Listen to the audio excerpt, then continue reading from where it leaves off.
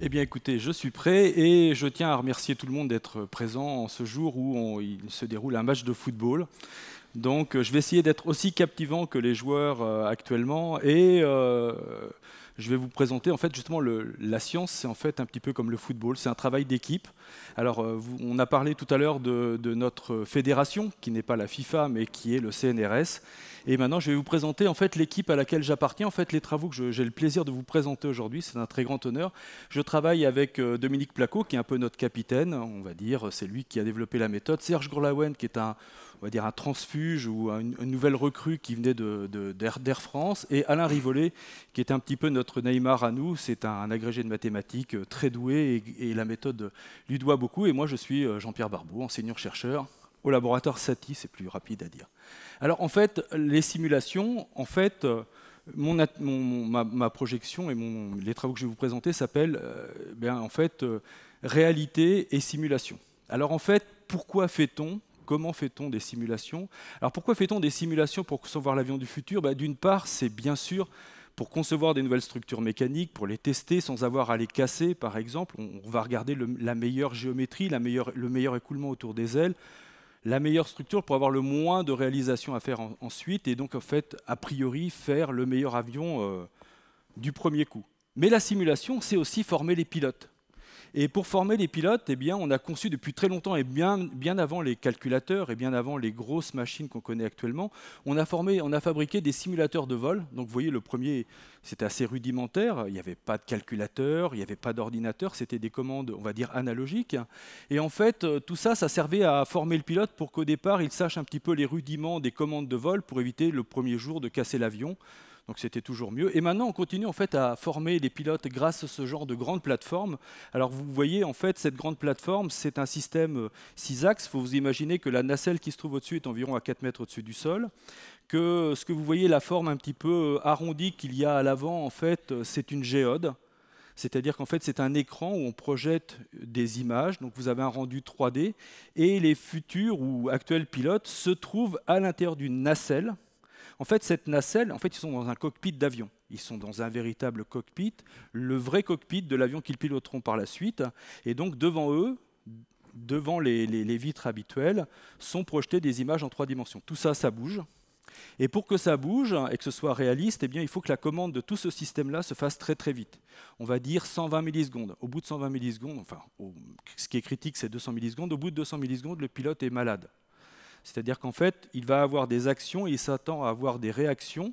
Et tout ça, en fait, va falloir le reproduire les attitudes de vol d'un avion, l'impression que va avoir le pilote, c'est-à-dire en termes de gravité, de force qui agissent sur lui. Eh bien, pour que tout ça, ça se fasse très très vite, il faut que le calculateur reproduise très rapidement les attitudes que devrait avoir l'avion en fonction de la sollicitation qui a été faite. Le problème, c'est que pour pouvoir faire ça, il faut le faire très vite. En gros, il y a 20 millisecondes de temps dédié au calcul. Et actuellement, beaucoup des systèmes qui servent à concevoir les avions nécessitent non pas 20 millisecondes, mais plutôt une semaine de calcul. Donc ça veut dire que le pilote, vous voyez déjà avec votre smartphone, s'il y a plus que 30 secondes, vous quittez l'application, vous allez faire autre chose. Donc là, ça va être un petit peu long, et donc là, le pilote va être très très malade. Alors en fait, nous, ce qu'on a essayé de faire, c'est de faire quelque chose de très rapide. Alors comment c'est fait actuellement? Parce que peut-être la question que vous vous posez, actuellement, on a enregistré. On a fait des vols d'essai, on a enregistré les attitudes de vol avec différents capteurs et on reproduit en fait le comportement de l'avion, on rejoue toujours le même scénario. Il n'y a pas de physique en fait. Donc nous, ce qu'on a essayé de faire, c'est d'introduire de la physique. Et donc, en fait, les simulateurs de vol, ils apportent une contribution majeure, bien sûr, à l'amélioration de la sécurité des vols. On apprend aux pilotes à voler dans des situations critiques. On coupe leurs réacteurs quand ils sont en train de se poser. C'est assez ludique, on va dire. On met le feu dans l'avion. Il y a de la fumée, il y a plein de choses. Tout ça, c'est très, très réaliste. Et on se doute bien qu'avec un vrai avion, ce serait un petit peu dangereux. De la même manière, en fait, il y a aussi une économie de la formation, parce que je vous ne cache rien. En fait, quand on forme un pilote à changer pour qu'il change d'avion, bien sûr c'est un pilote, il sait voler, mais on va lui apprendre une nouvelle machine. Et pour ça, on va prendre un avion, on va faire des tours de piste. Donc il faut louer un avion, il faut louer un aéroport, il faut louer des formateurs. on pollue énormément parce qu'un avion, ça pollue un petit peu, ça coûte très cher. Et en fait, ce qu'aimeraient bien en fait, les compagnies, notamment, ce serait de pouvoir former des pilotes sans avoir forcément en fait, à louer tout ça, de louer tous ces avions. Et la tendance, ce serait même de faire du zéro flight. Rassurez-vous, les pilotes sont très bien formés quand même, hein. Et puis, bien sûr, la protection de l'environnement qui va en découler. Certes, un simulateur de vol, ça consomme 750 kVA, mais voilà, c'est rien par rapport à un vrai avion. Alors maintenant, revenons sur le problème de la simulation.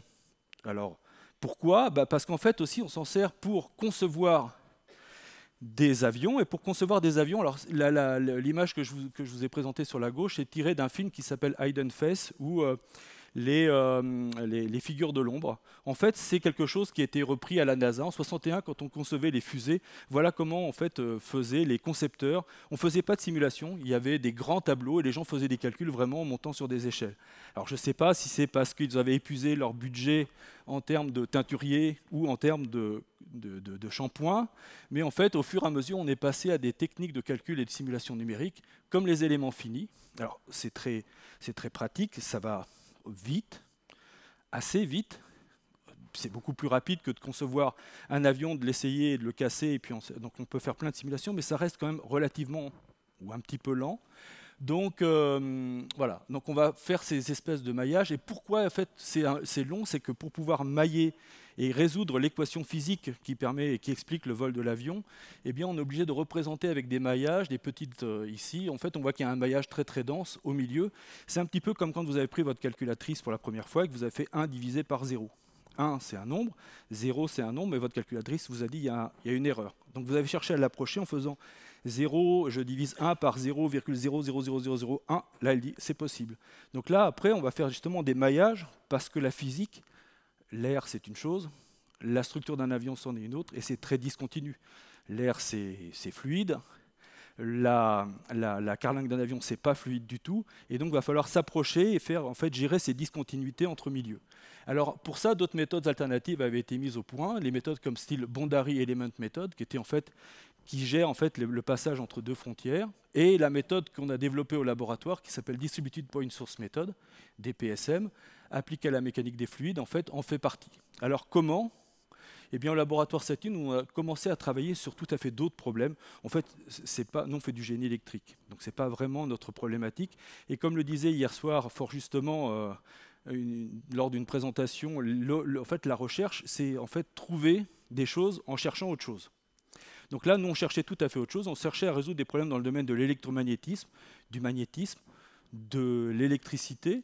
Et en fait, on est tombé sur cette chose-là, qui en fait est une technique qui nous permet de faire du calcul en 3 dimensions, et donc là, qui sera appliquée au calcul des interactions entre avions et environnement, qui est basée sur les lois de l'aérodynamique. Quand même, on fait de la physique, il y a des équations physiques derrière, et qui permet une résolution non itérative, c'est-à-dire on a le résultat en un seul coup.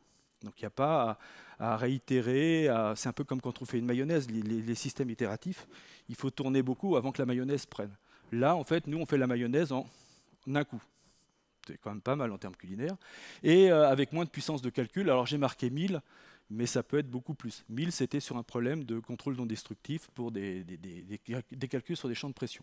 Alors, bien sûr, quand on est physicien, on est toujours un petit peu gêné quand on utilise des systèmes de simulation parce qu'on se dit, est-ce que ce que je fais a un sens? Donc pour ça, en fait, souvent, ce qu'on fait, c'est qu'on prend des problèmes canoniques. Alors canonique, ça veut dire qu'on connaît les équations, la physique est résolue, on sait le faire. Et là, par exemple, ce qui est représenté en haut, alors je ne sais pas si ça peut pointer ici, non, mais c'est pas grave. Eh bien, en fait, ce qu'on voit en haut, c'est qu'il y a marqué V rotationnel égale 0. En fait, c'est un cylindre qui est plongé dans un fluide en écoulement. Ça s'appelle le paradoxe de D'Alembert, parce qu'en fait, on voit qu'ici, les lignes vont se former autour, et puis, en fait, il ne se passe pas grand-chose. Les courbes qui sont tracées en bleu, c'est les courbes qu'on obtient avec notre méthode, le DPSM, et les courbes en rouge, c'était le calcul analytique, le calcul théorique, pour lequel on a la solution. Alors, quand on regarde, quand le V rotationnel est égal à 2, en fait, on voit qu'il y a une modification, c'est-à-dire que là, il y a une circulation, il y a des forces qui s'exercent, et en fait, on va revenir au football, ça s'appelle l'effet Magnus, et c'est en fait, quand vous avez un ballon et que vous tapez dedans comme ça, vous donnez en fait un effet de rotation à votre ballon qui va dévier la trajectoire. Donc vous voyez, on parle de football également en sciences. Ça s'appelle l'effet Magnus. Et en fait, c'est des choses qui montrent que, eh bien, en physique, eh bien, en fait, il faut qu'il y ait une rotation, il faut qu'il y ait à la fois une circulation, et puis également toute une partie fluide qui s'organise autour. Donc en fait, tout ça, on l'a réuni. Et maintenant, on avait vu pourquoi, comment, maintenant, les résultats. Alors d'abord, on a pris des problèmes. Les gens qui font des avions, en fait, ont tous leurs normes. Là, c'est un profil NACA 4424, c'est-à-dire qu'en fait, ils ont une façon de dessiner les ailes qui est normalisée.